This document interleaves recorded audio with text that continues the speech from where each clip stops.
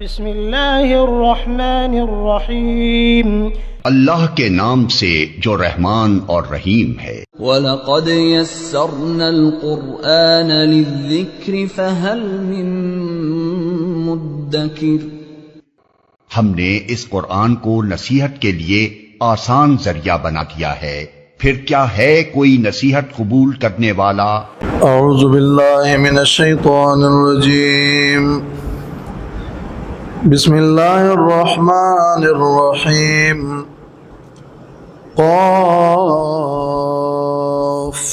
والقرآن المجید بل عجبوا ان جاءهم منذر منهم فقال الكافرون هذا شيء عجيب أَإِذَا مِتْنَا وَكُنَّا تُرَابًا ذَلِكَ رَجْعٌ بَعِيدٌ قَدْ عَلِمْنَا مَا تَنقُصُ الْأَرْضُ مِنْهُمْ وَعِندَنَا كِتَابٌ حَفِيظٌ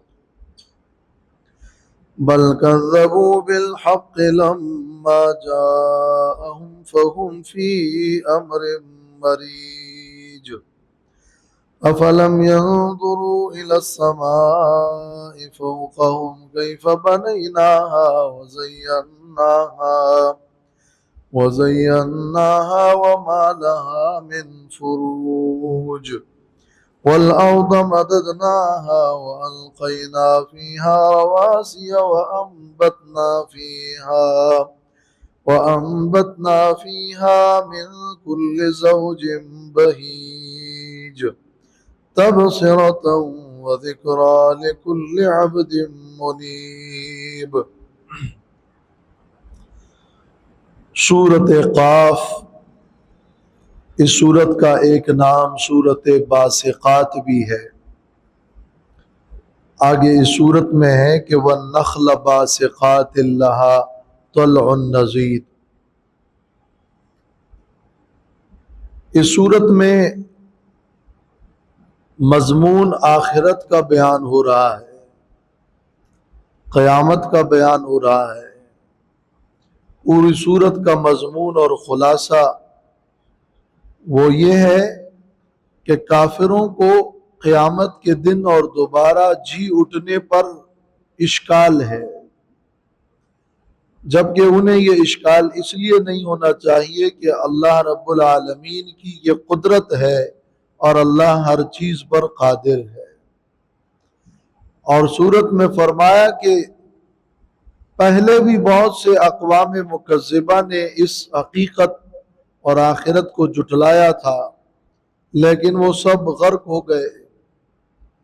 سورت میں موت، سکرات الموت، محشر کے میدان اور جنت اور جہنم کا تذکرہ موجود ہے۔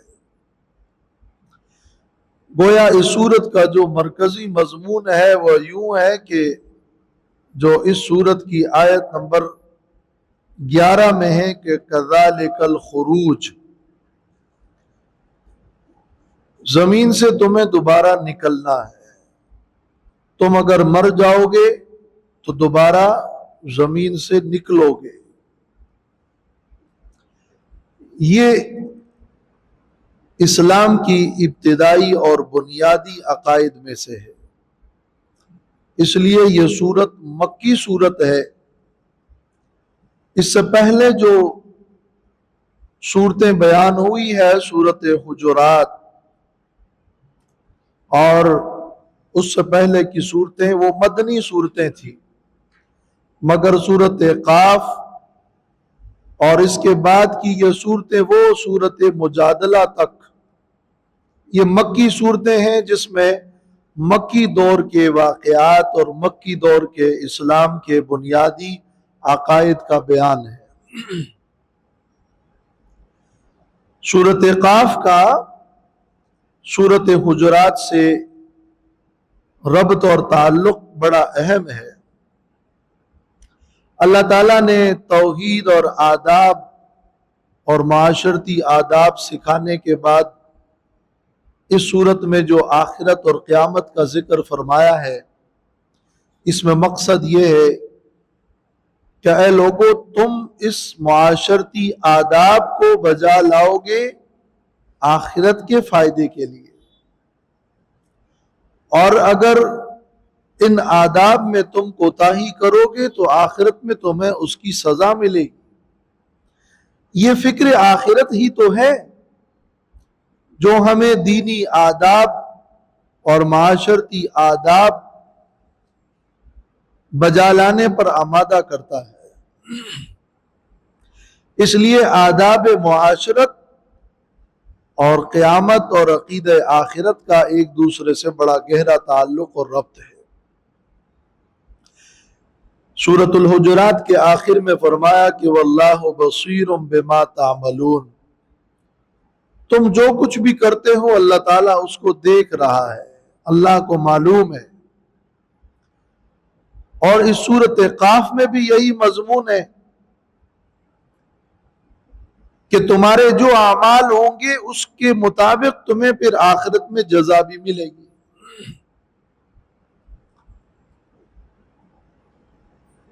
بسم اللہ الرحمن الرحیم، قاف والقرآن المجید، قسم ہے قرآن شرافت والے کی۔ قاف کا لفظ ایک حروف مقطعات میں سے ہے۔ یہ حروف مقطعات کبھی ایک حرف ہوتا ہے جیسے یہ قاف ہے اور صاد ہے، کبھی دو حرف ہوتے ہیں جیسے ہا میم ہے، کبھی یہ تین حرف ہوتے ہیں جیسے الف لام میم ہے، کبھی یہ چار حرف ہوتے ہیں جیسے الف لام میم صاد ہے، کبھی یہ پانچ حرف ہوتے ہیں جیسے ہا میم عین سین قاف، اور کاف ہا یا عین صاد۔ اس کے بارے میں کئی صورتوں میں بیان ہو چکا ہے کہ ان حروف مقطعات کا قطعی اور یقینی مفہوم سوائے اللہ کے کوئی نہیں جانتا۔ قطعی اور یقینی مفہوم سوائے اللہ کے کوئی نہیں جانتا، لیکن یہ حروف بے معنی اور عبث اور بیکار بھی نہیں ہے، بلکہ اس کا کوئی نہ کوئی معنی اور مفہوم موجود ہوتا ہے، اور ان حروف کا احتمالی اور ظنی مفہوم بیان کیا جا سکتا ہے، مگر قطعی اور یقینی علم اللہ کے پاس ہے۔ اور علماء فرماتے ہیں کہ اس طرح کے حروف مقطعات کا سورت کے مضمون سے کچھ تعلق بھی ہوتا ہے۔ یہ حکیم کا کلام ہے اور حکیم ذات کا کلام بے معنی تو نہیں ہو سکتا، لیکن یہ انداز کلام بڑا فصیح اور بلیغ انداز ہے۔ خود سورت قاف میں اگر لفظ حرف قاف کو اگر گنا جائے تو 45 بار قاف کا یہ حرف اس سورت قاف میں موجود ہے، اور اہل علم فرماتے ہیں کہ اگر مضمون سورت سے اس کا تعلق قائم کیا جائے تو قاف قیامت ہے، تو گویا قاف ہی اس سورت کا عنوان ہے کہ اس سورت میں قیامت کا مضمون ہے۔ اور بعض سلف سے مروی ہے کہ قضی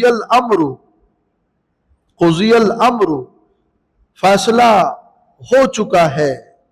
یہ قضی الامر کا مفہوم رکھتا ہے کہ قاف اللہ کی طرف سے فیصلہ ہو چکا ہے۔ اور بعض نے نقل کیا ہے کہ قاف کا مطلب ہے کہ قف عندما شرع لکم، قف رک جاؤ، جو اللہ نے تمہیں حکم دیا ہے اور جس چیز سے تمہیں شریعت نے روکا ہے بس اسی پر تم وقف کر دو، اپنی طرف سے احکام نہ بناؤ بلکہ قف اور رک جاؤ۔ عمومی طور پر اہل علم کی ایک بڑی تعداد متعدد علماء فرماتے ہیں کہ یہ حروف مقطعات اللہ تعالیٰ کے اسماء اور اللہ کے نام ہوا کرتے ہیں. جیسے قاف سے اللہ کے بہت سارے نام ہیں. اللہ قادر بھی ہے، اللہ قدیر بھی ہے، اللہ قابض بھی ہے. اللہ تعالیٰ کے ناموں میں مقتدر اور خالق اور رزاق میں بھی قاف آ رہا ہے. اللہ قوی بھی ہے. تو اللہ کی قدرت کی طرف اشارہ.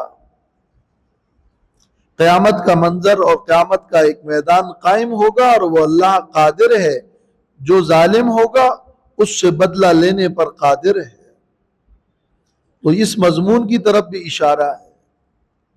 یہ قرب الہی اور قدرت الہی کے جو مضامین ہیں وہ چونکہ سورت کے اندر تفصیل سے موجود ہے.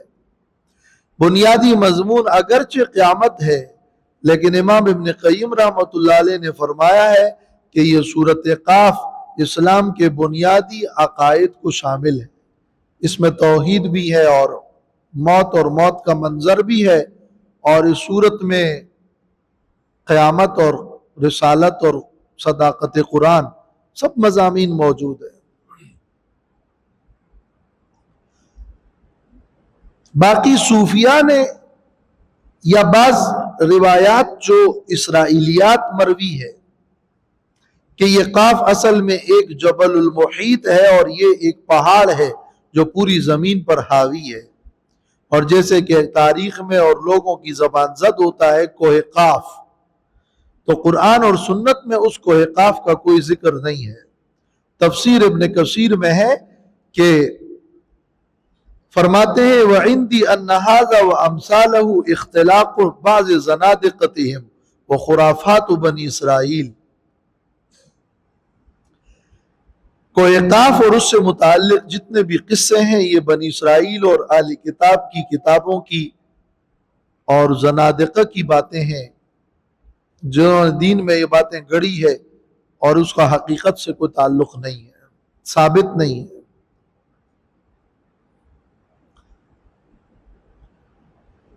یہ سورت قاف کا سورت صاد کے مضمون سے ویسے بڑا اچھا گہرا تعلق ہے. سورت صاد کی ابتدا میں ہے صاد والقرآن ذی ذکر، اور ایک حرف صاد ہے، اور یہاں ہے والقاف والقرآن المجید. وہاں سورت صاد کے آخر میں بھی قرآن کے ذکر ہونے کا ذکر ہے، اور اس سورت قاف کے آخر میں بھی ہے فذکر من یخاف فذکر بالقرآن، قرآن سے نصیحت کیجیے. اس لیے علماء کہتے ہیں کہ اگر صاد اور قاف کا تعلق بنایا جائے تو یہ بھی ایک مفہوم بن سکتا ہے کہ اس سورت میں سورت محمد، سورت صاد سے سورت محمد کا بیان ہے، اور اس سورت میں قلب محمد کا بیان ہے. وہ صاد سے سورت ہے اور قاف سے قلب ہے. والقرآن المجید، قسم ہے قرآن کی، المجید جو بزرگی والا ہے. المجید مجد کا معنی ہے شرافت اور عظمت. الرفیع العالی، قرآن مجید کی قسم. اور قسم کا جواب کیا ہے؟ آگے جو آیات آ رہی ہے اسی سے قسم کے جواب کا مضمون معلوم ہوتا ہے. قسم ہے قرآن مجید کی، لَتُبْعَثُنَّ، ضرور بضرور تم اٹھائے جاؤ گے، اپنی قبروں سے تم اٹھائے جاؤ گے. یہ اصل میں اس کا جواب ہے، اور قسم اس بات پہ کھائی گئی ہے. قسم ہے قرآن مجید کی، ضرور تم اٹھائے جاؤ گے. بَلْ عَجِبُوا أَنْ جَاءَهُمْ مُنذِرٌ مِّنْهُمْ، بلکہ تعجب کیا ان کافروں، ان مشرکوں نے اس بات پہ ان جاءہم منذر منہم کہ آیا ان کے پاس ایک ڈرانے والا انہی میں سے. فقال الکافرون ھذا شیء عجیب، تو کہا کافروں نے کہ یہ تو بڑی عجیب چیز ہے.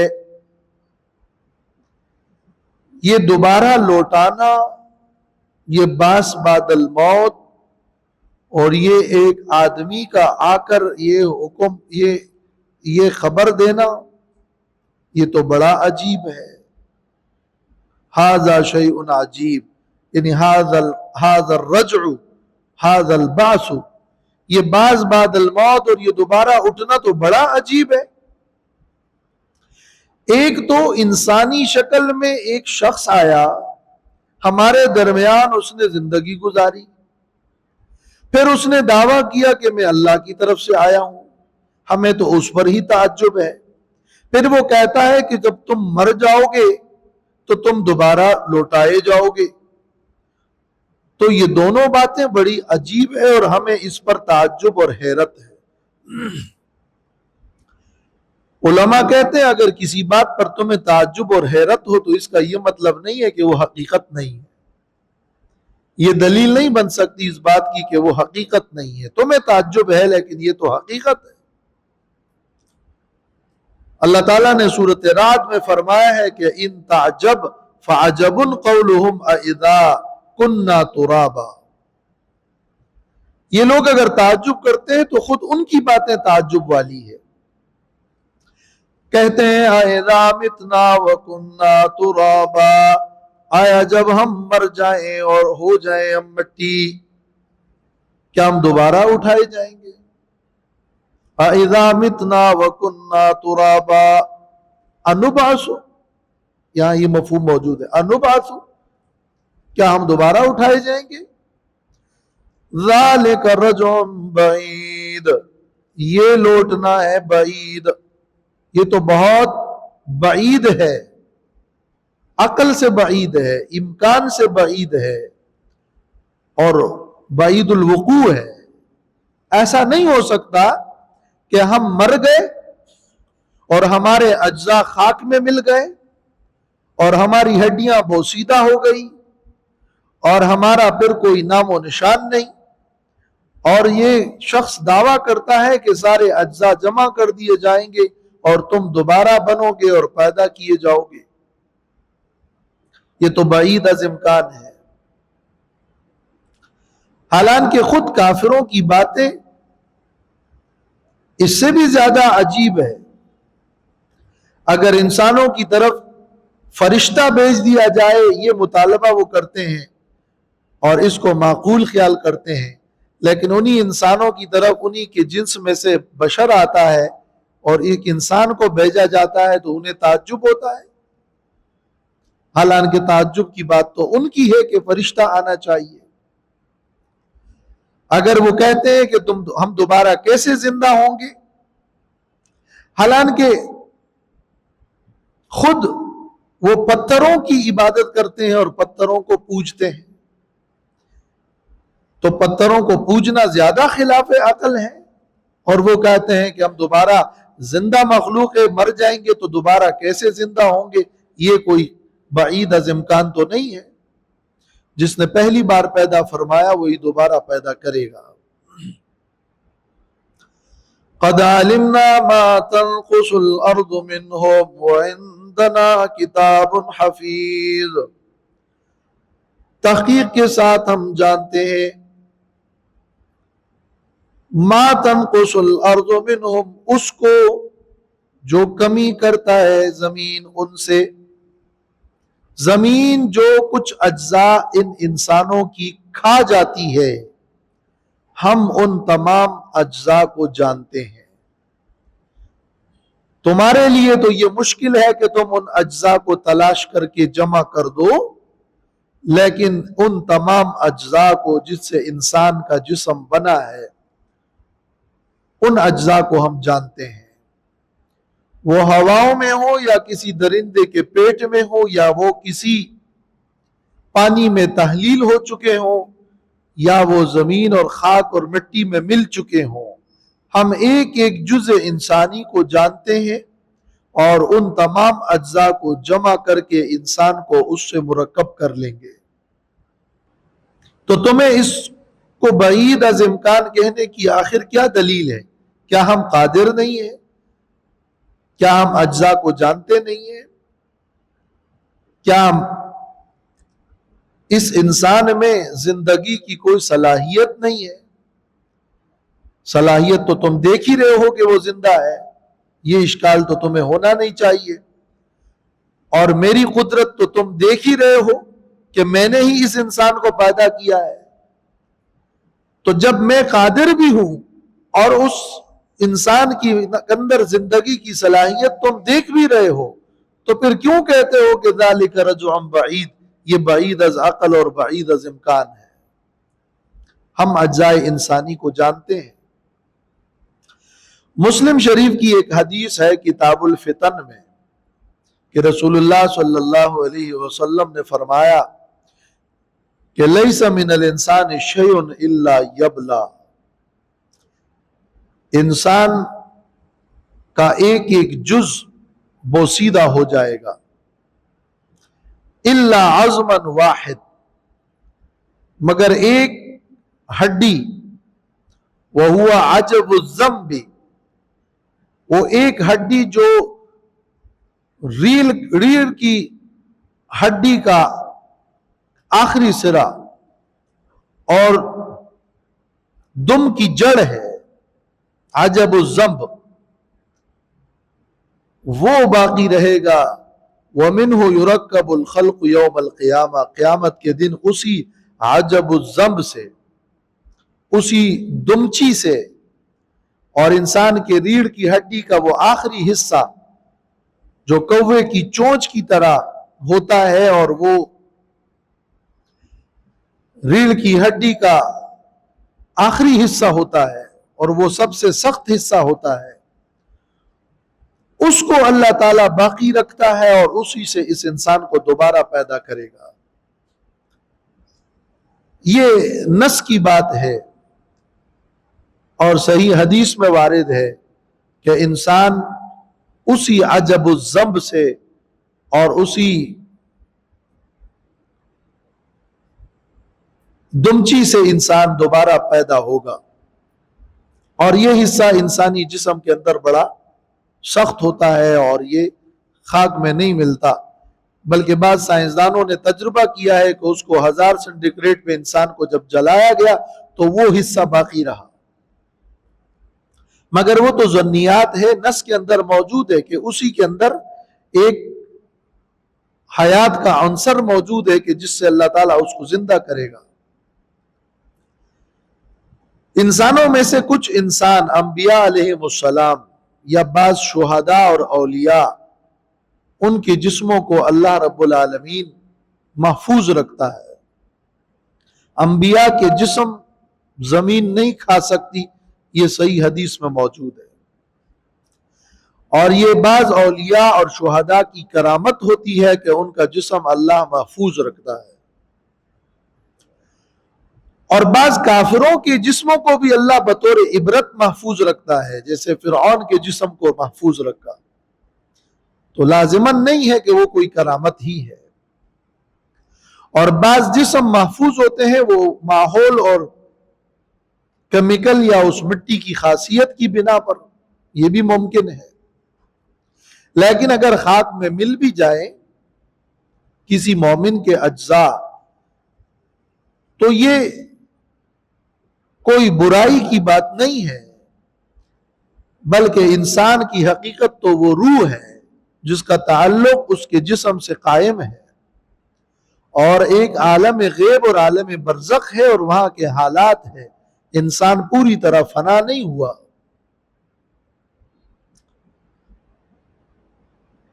وَعِندَنَا كِتَابٌ حَفِيظٌ، اور ہمارے پاس ہے کتاب حفیظ محفوظ۔ کتاب سے مراد اکثر مفسرین فرماتے ہیں کہ لوح محفوظ ہے، جس میں اللہ تعالیٰ نے سب کچھ لکھا ہوا ہے۔ تو انسان اور انسانی تخلیق اور انسانی زندگی کا پورا تفصیلی تذکرہ اللہ کے علم میں لوح محفوظ میں موجود ہے، اور بعض نے اس سے وہ اعمال نامہ مراد لیا ہے جو کتاب حفیظ اور اعمال کا نگران عمل نامہ ہے۔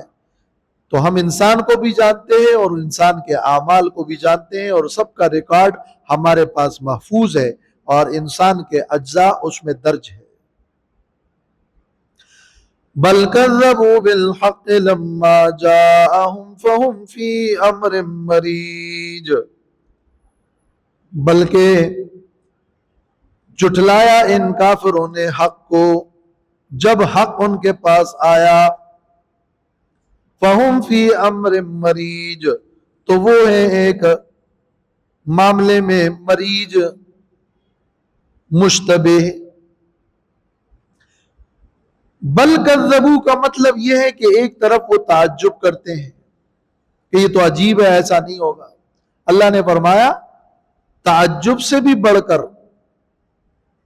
وہ بلا سوچے سمجھے تکذیب اور انکار کرتے ہیں۔ بلکہ کا مطلب ہوتا ہے کہ مضمون کو اور آگے ترقی دے کر بڑھایا، صرف تعجب ہی نہیں کیا بلکہ انکار کر دیا۔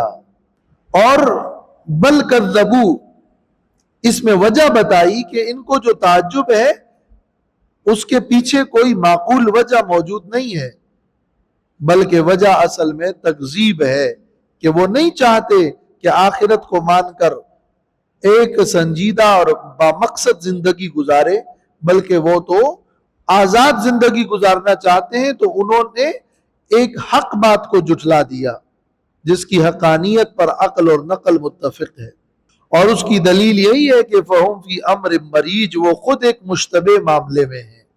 مریج کا مطلب گڈمڈ اور مختلط اور مختلف۔ مرجع کا مطلب ہوتا ہے ایک چیز کا دوسری چیز کے ساتھ ملانا۔ مرج الامر کا معنی ہوتا ہے کسی معاملے میں ایک شخص التباس اور اشتباہ کا شکار ہو جائے اور وہ بے چین اور مضطرب ہو، تو ان کا معاملہ بھی ایسا ہی گڈمڈ ہے، وہ ایک گڈمڈ اور مشتبہ معاملے میں ہے، کیونکہ کبھی وہ تعجب کرتے ہیں اور کبھی وہ تکذیب کرتے ہیں، کیونکہ کبھی وہ نبی کو کہتے ہیں کہ یہ شاعر ہے، کبھی کہتے ہیں ساحر ہے، اور کبھی کہتے ہیں مجنون ہے، کیونکہ وہ قیامت کے اندر دوبارہ زندگی کے حوالے سے مختلف نظریات پیش کرتے رہتے ہیں۔ تو کوئی یقینی بات ان کے پاس نہیں ہے، اور قرآن تو ایک پکی اور سچی اور واحد یقینی حقیقت لے کر آیا ہے۔ اگلی آیات میں پھر مزید اللہ تعالیٰ نے اپنی قدرت کی نشانیاں بیان فرمائی ہے کہ وہ اللہ قادر ہے زمین و آسمان پر، جو اس کی دلیل ہے کہ قادر مطلق ذات وہ دوبارہ مخلوق کو پیدا کر سکتا ہے۔ سورۃ قاف کے بارے میں احادیث میں یہ بات ملتی ہے کہ اللہ کے رسول صلی اللہ علیہ وسلم عید کی نمازوں میں اس سورت کو آپ نے پڑھا ہے، اور فجر کی نماز میں بالخصوص آپ بکثرت سورۃ قاف پڑھا کرتے تھے۔ بکثرت پڑھنا مروی ہے، اور علماء فرماتے ہیں کہ چونکہ عیدین میں بڑا مجمع ہوتا ہے تو گویا اس سورت میں قیامت کا منظر ہے کہ وہاں بھی ایک اس سے بڑا اور ایک عظیم اجتماع ہوگا۔ اور اسی طرح فجر میں اور جمعے کے دن اس سورت کا پڑھنا جو احادیث میں مروی ہے، اس میں بھی مقصد یہی ہے کہ بڑے اجتماع میں یہ بڑا مضمون، یہ فکر آخرت، یہ وہ مرکزی مضمون ہے کہ جس کا بڑا ہی تکرار اور بڑی ہی تبلیغ ہونی چاہیے۔ اللہ تعالیٰ سمجھنے اور عمل کی توفیق عطا فرمائے۔ وآخر دعوانا الحمدللہ رب العالمین، والصلاة والسلام علی خیر خلق محمد وعلی آلہ وصحبہ اجمعین۔ رب اغفر وارحم وانت خیر الراحمین، اللهم اعني على ذکرک وشکرک وحسن عبادتک، ربنا تقبل منا انك انت السميع العليم وتب علينا انك انت التواب الرحيم، وصلى الله تعالى على خير خلقه محمد وعلى آله واصحابه اجمعین برحمتک یا ارحم۔